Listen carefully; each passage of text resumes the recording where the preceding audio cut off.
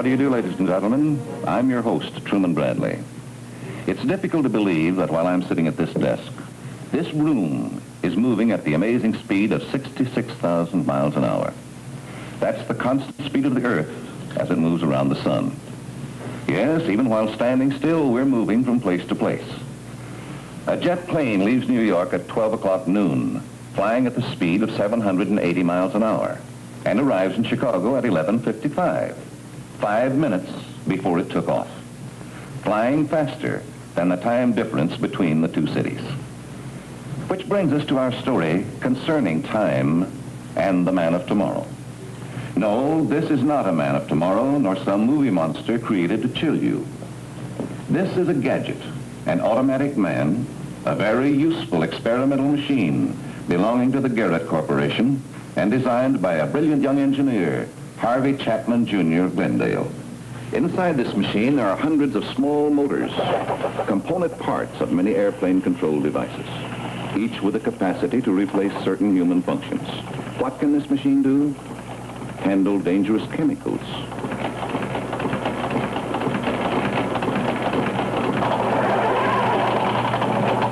Or radioactive isotopes, too hot for the ordinary man. Or touch live wires without ever getting hurt. Someday soon, we'll have an automatic man around the house to mow the lawn, dry the dishes, drive the car, and babysit when we go out. That's for tomorrow or the day after. But tomorrow may come soon. Captain Zero.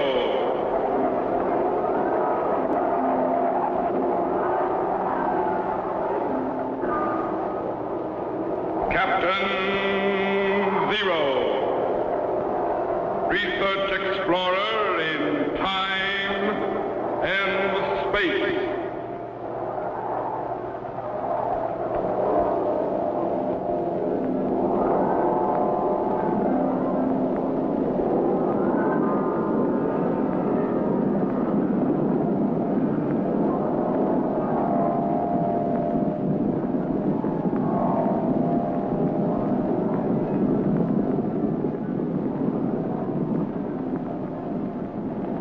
Somewhere in a remote, uncharted region of the planet called Earth stands the laboratory of Captain Zero. In this secret location, known only to a few in the outside world, Captain Zero and his associates experiment in time and space to learn from the past, to plan for the future.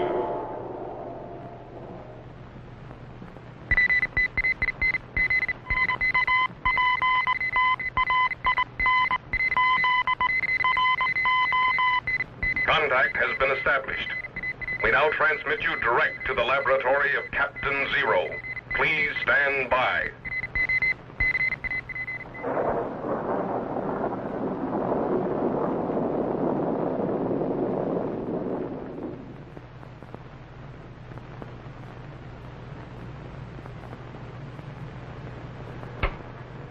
Wire cutters.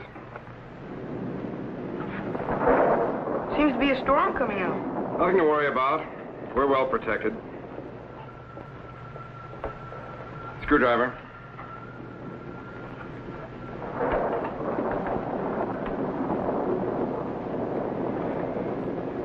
Okay, now the brain. Watch the wires.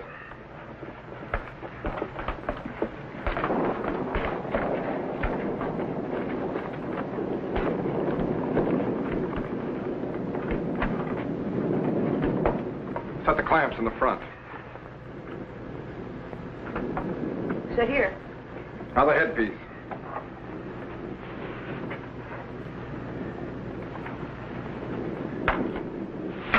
Easy.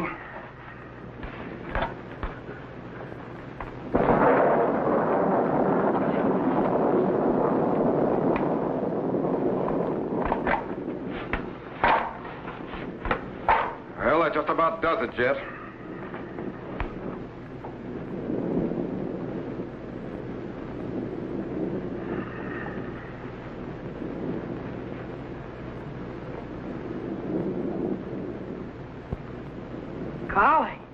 This is the first time I've seen him all together in one piece. Do you really think he'll work? He'd better, after all the time we've spent on him. Stand by to test. Roger the robot is finally completed. Captain, his eye flashed. That's because he recognizes his name. He's almost human. For our purposes, Jet, he's much better than human. Roger can operate under temperatures and pressures that no human could possibly stand. And he's capable of recording them very accurately. Boy. That flashing eye of his not only enables him to see where he's going, but it automatically photographs and files everything it sees. And he's more powerful than any 20 humans put together. Man. Maybe we ought to check him over again before we test him. No. Roger's ready to operate right now. Stand by. Oh, and Jet, remember, Roger packs a lot of power. I don't anticipate any trouble, but if anything should go wrong, stay out of his way and let me handle him. Yes, sir. Okay. You ready, Jet? Ready, sir. Stand by. Roger. Roger, do you hear me? His eye flashed again. Apparently he's receiving me all right. Make him do something. Okay. Roger, raise your right arm.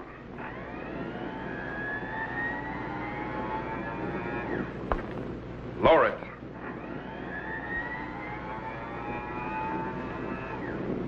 Raise your left arm.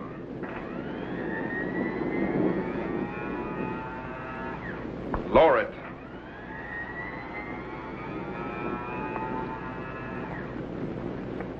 Now stand up and walk toward me.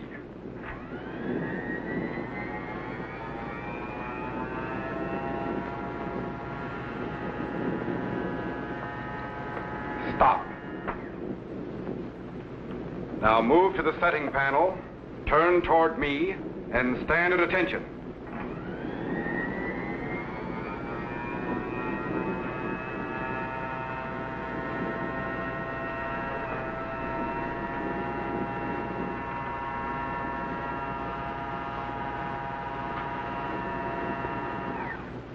Man.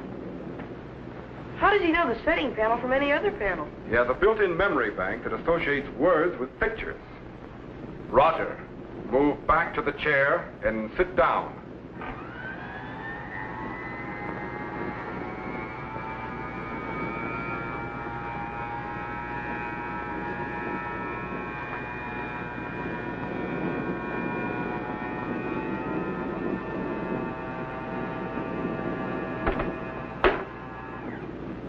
Golly. It's amazing. His response to direct command is quite good. Now I want to find out how he operates on his own. First, I'd better speed up his reactions a little.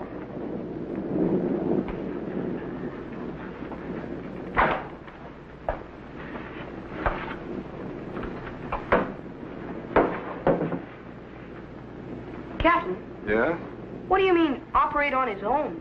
Well, as you know, Roger is made up of a very complicated system of motors, relays, and receptors, activated by audio, video, and kinetic impulses, and controlled by a highly sensitive electronic brain. Yes? Now, you've seen his response to direct vocal command. Yes? But when I set him on automatic, he will operate entirely on his own, without command. But how can he do that? His sensory perceptors will pick up stimuli just as ours do. In fact, he should act and react very much like a human. Criminy.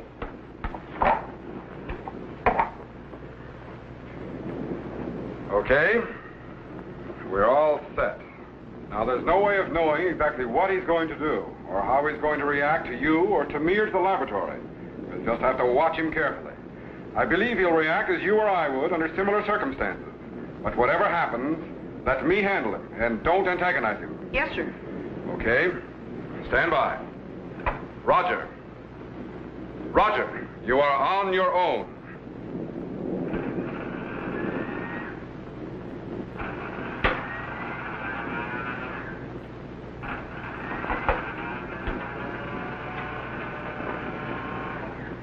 Captain, he just turned his head and stopped. Maybe he's blown a fuse. No, when his eye is flashing, he's operating. But you mean he's just sitting there thinking? Well, something like that. Actually, he's acclimating himself to his new surroundings and recording everything he sees, hears, and feels.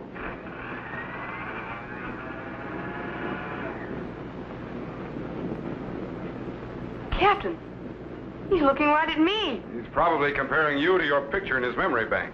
Golly, I hope he likes me. You can't form opinions, Jet, and the stimulus receptors have recorded nothing against you, so stop worrying. But why is he just standing there? Maybe something's gone wrong. No, his reaction is normal for a robot. He's just recording impressions for future reference. Golly, I hope he's recording a good impression of me. Look, he's moving again.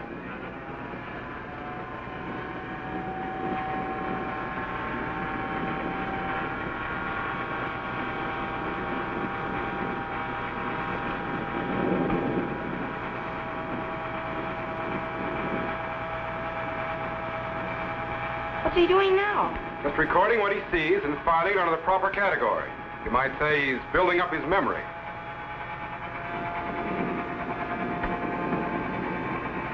Is there any way he could get out of control? Well, a short circuit in his electronic brain could throw him off. Or one of his relays could jam, but there's not much danger. Captain, look at him. Is he all right? Yes, he's all right. Golly, he sure doesn't like lightning. It's new to him, Jess. He'll get used to it. You think he'll get used to me? Certainly. Why? Well, the way he keeps looking at me. Relax. But he's coming right towards me. On his own. Just stand still, Jess. You'll be all right. Yes, sir. Captain, what's he want? I think he expects you to shake hands with him. Oh. How do you do? My pleasure. Happy to know you. Captain, he won't let go. Tell him to stop. Roger, stop. Stop, Roger. Captain! Don't get excited, Jet. He just slipped a synapse.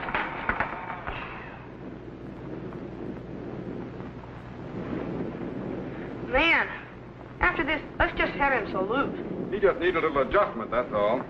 I could use a little adjustment myself. You'll be all right. Captain, look at him. He sure doesn't like the thunder and lightning. Maybe you'd better shut him off. Apparently, the static electricity in the air affects his electronic coordination. Better get those pliers. Captain, look out! Back, Roger, back! Back, Roger, back! Back, Roger! Jet, cut the switch in the back panel. Yes, sir. Good. What do you suppose is wrong with him, Captain? Electrical discharge from the lightning set up a disturbance in the kinetic relay system. He'll be all right now. Throw on the switch again and stand by to materialize. Yes, sir. Materialize? Where are you going? I'm not going anywhere. Roger is. Roger? That's right. Roger, move to the materialization chamber and stand by.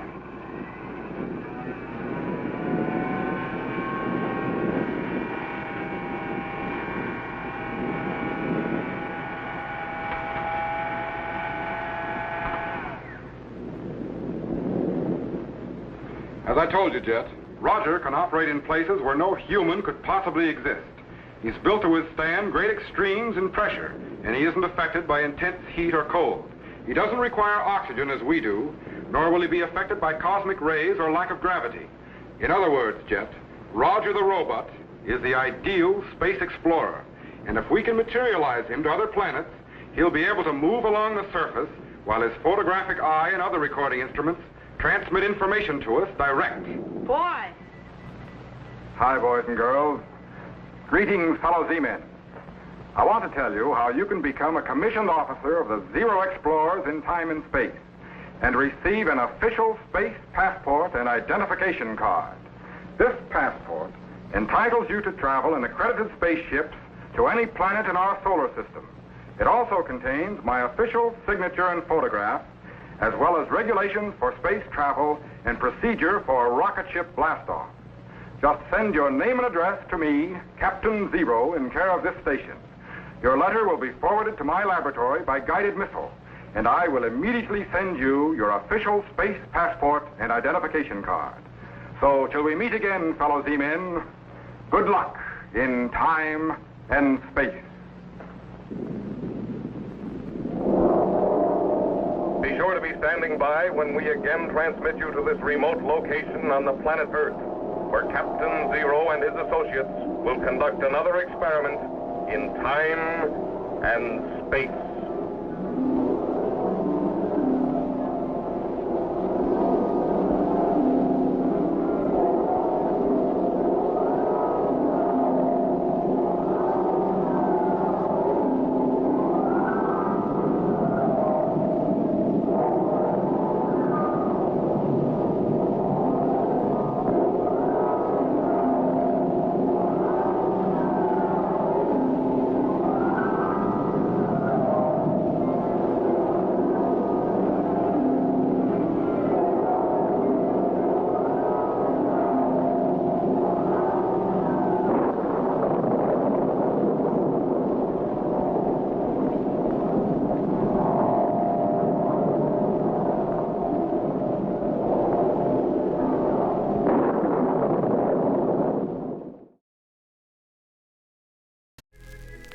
You're watching Sleepcore.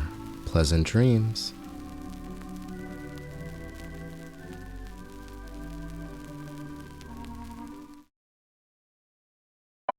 Man may achieve, for there are no boundaries beyond his dreams, and no dreams he may not ultimately make come true.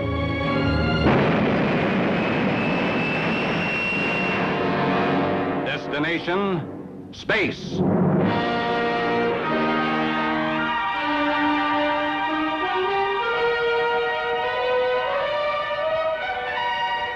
The rocket ship rode in orbit, close to an incredible wheel-like structure that spun gently in an ocean of seeming nothingness 500 miles out from Earth. This multi-man space station, dubbed BB, Benedict's Billions, had been made a reality by a tremendous number of scientists and technicians working against fantastic odds. And all of this stupendous effort had been spent in preparation for the next few moments to come. It was nearing the instant of launching of the rocket ship that was intended to carry the first men into orbit around the moon. Fuel transfer systems chill. The principal responsibility now was upon one man. That man was Jim Benedict, director of the U.S. space program. Close bypass valves. Bypass valves closed. Monitor nozzles. Nozzles adjusting. Fuel transfer system complete. Get in facility console, ECS circuit breakers. Facility console ECS circuit breakers on. Start reactor power build-up for test. Reactor power build-up started. 2%.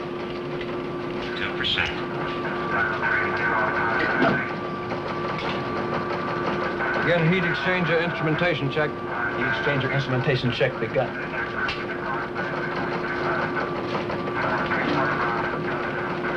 Advance reactor power to 10% criticality.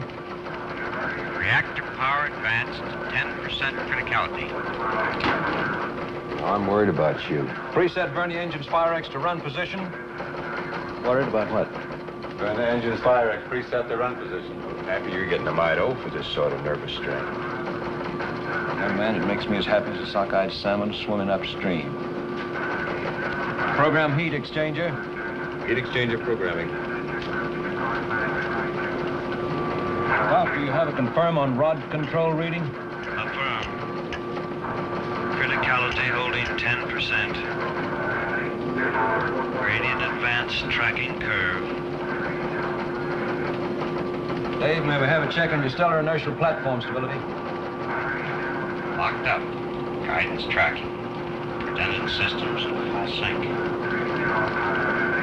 May we have a report from tracking stations?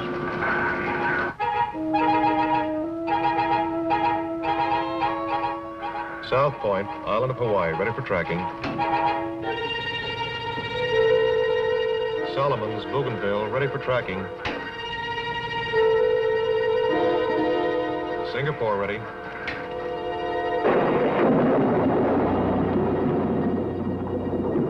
Ready at Nairobi, Kenya. Jodrell Banks, Manchester, England, ready.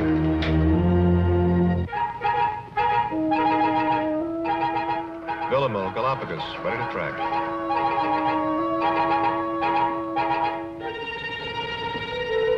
Barrow, Alaska, standing by, ready for tracking.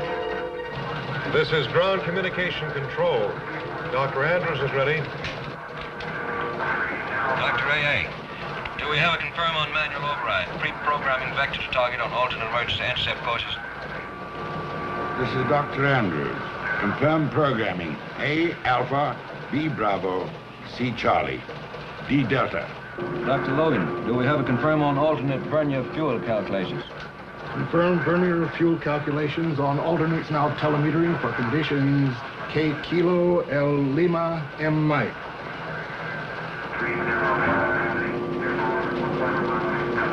Pressurize main mercury tank. Main mercury tank pressurizing.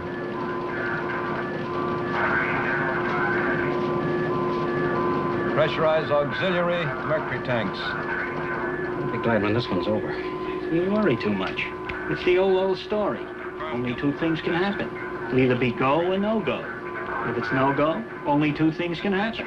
We either try it again or somebody else tries it. If it's go, only two things can happen. They either make it or they don't make it. You're not as tough as you sound. You're just as keyed up as I am. You're tracking me. I'll be glad when this one's over, too. What the devil's this? Whatever it is, it's heading this way, fast. Hit the alarm. No go, no go. Lock off all working fluid. No go. Stop the pile.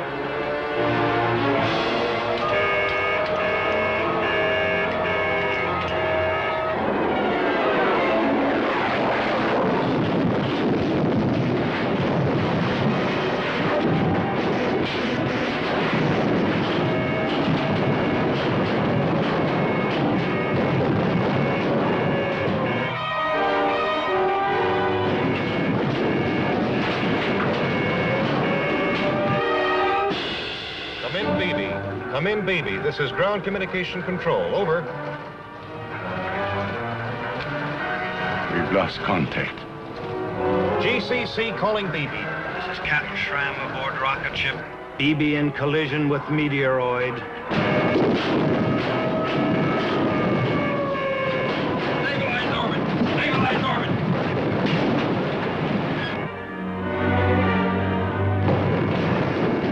Guidance control. Report on orbit. Guidance control, not manned and ready. All report, sir. Damage control. Report. Sections 5 and 18 sealed off with brakes and skin. Multiple fires in generator compartments. Switch to auxiliary power. Interlock guidance and automatic Vernier controls to hold orbit.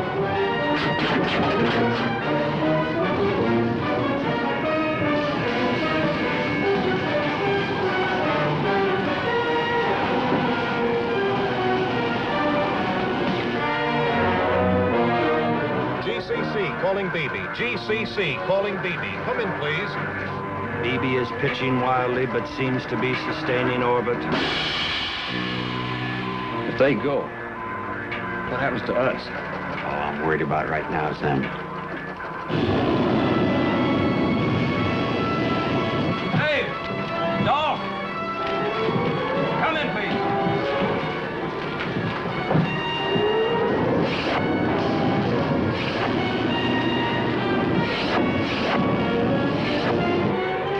Benedict rocket ship.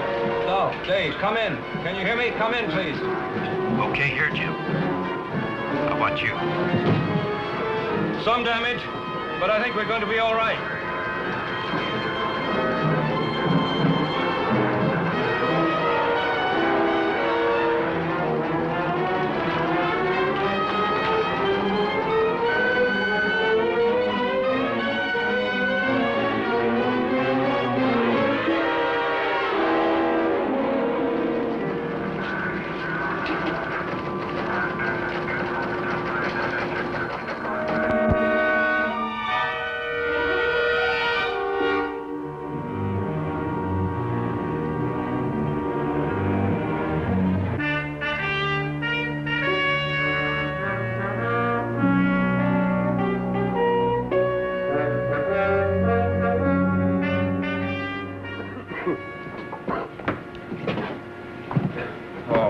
it sure got it in here, didn't it? Yeah. Guess it's what you'd call beaten up. We'll have to rebuild the entire package. What luck. Don't crab about luck. If that thing had collided with us directly, then nothing left. Barely grazed us. This is only part of the damage. Is there much other damage? 2 other sections are ripped up a little. The important thing is nobody was hurt badly. I'm grateful for that. And we held it in orbit. That's something else to be grateful for. Still one more thing we can be grateful for. At least this is one setback they can't blame on us.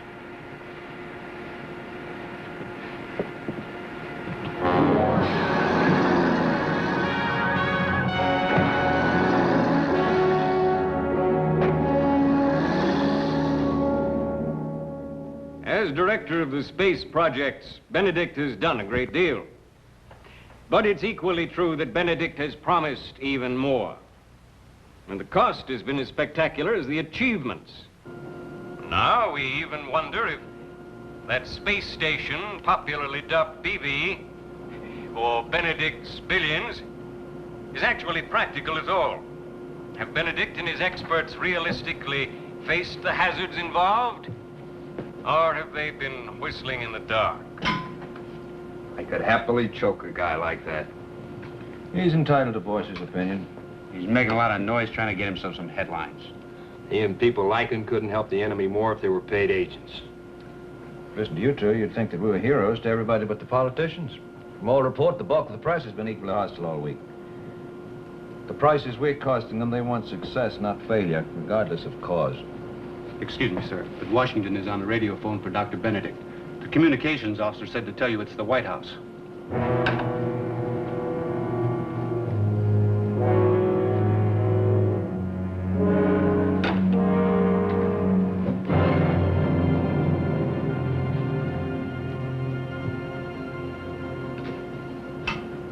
And that man's name is James Benedict.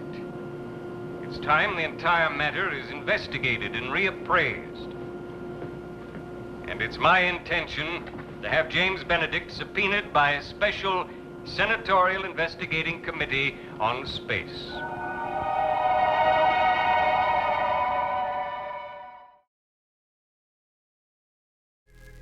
You're watching Sleepcore, media for insomnia.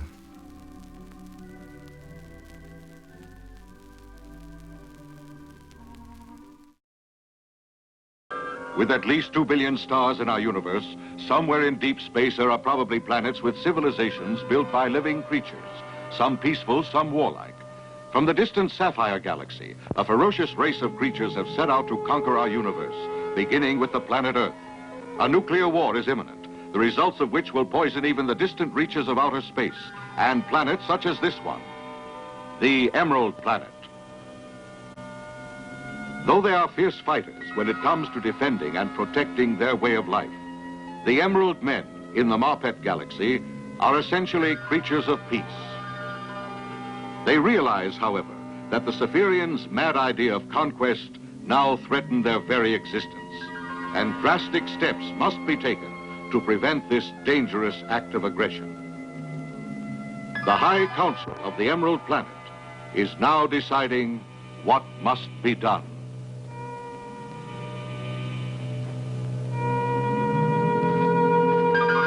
The Emerald Men realize the assaulting force which the Cephirians are sending earthward represents their finest legions and their entire arsenal. If this force can be destroyed before a nuclear war can begin, then the universe will be safe.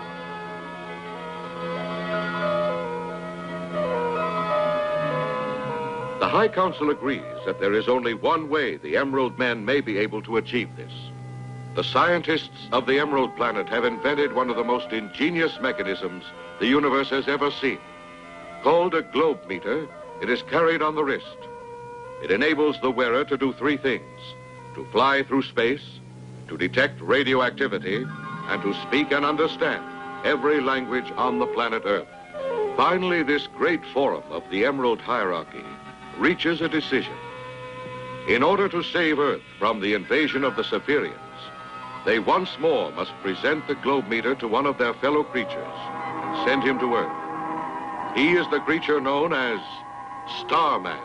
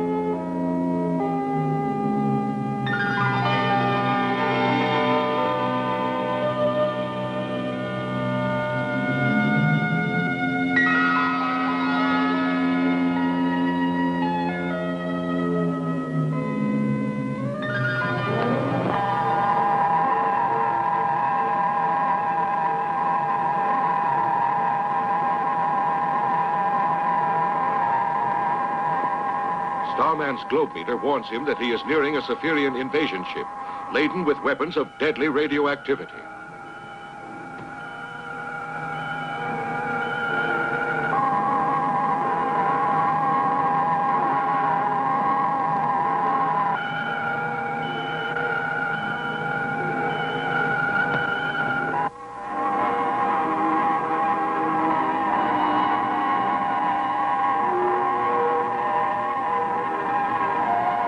Starman realizes that the ship contains enough radioactive material to destroy Earth within a few seconds.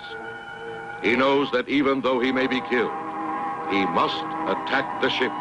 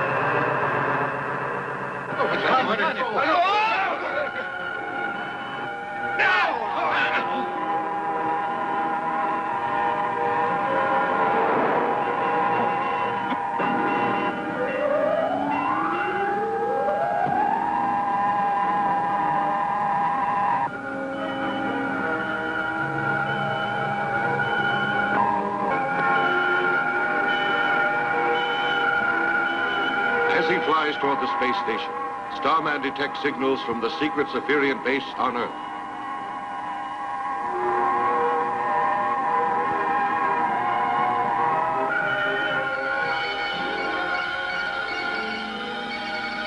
When you reach them, ask for instructions. Yes, sir. The Spherian space station receives the signal from Earth and returns in order to the underground Earth base. Here is the order, sir. Starman is liable to make trouble. Kill him. Also get ready for launching. Be certain that all prisoners are on board. Do not waste any time. Right. Starman's globe meter has warned him that he must face not one Spherian base, but at least two. The base under the Earth's surface and the station in space.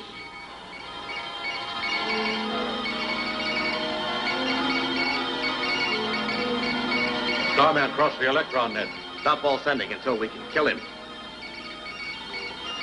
Ah, Starman's approaching. Increase acceleration. A third. Mach 80.